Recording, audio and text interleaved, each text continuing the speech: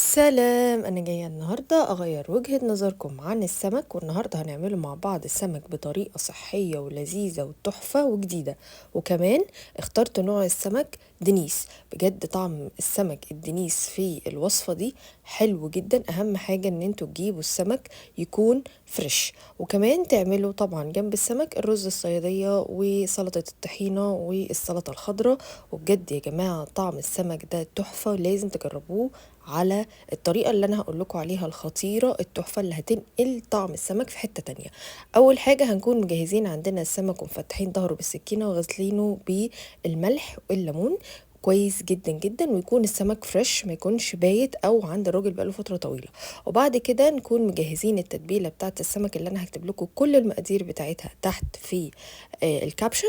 وبعد كده بنكون مجهزين عندنا الاير فراير، وبنكون حاطين فيها ورق زبده. وبعد كده بننقل السمك وبنسويه كويس جدا جدا على درجة حرارة 200 تقريبا، بياخد من نص ساعة لساعة إلا ربع، ولازم في النص بنقلب السمك.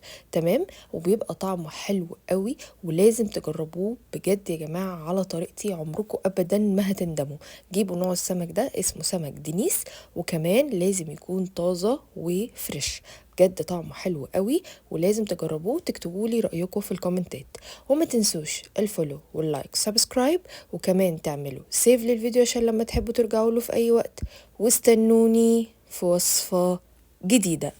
باي باي.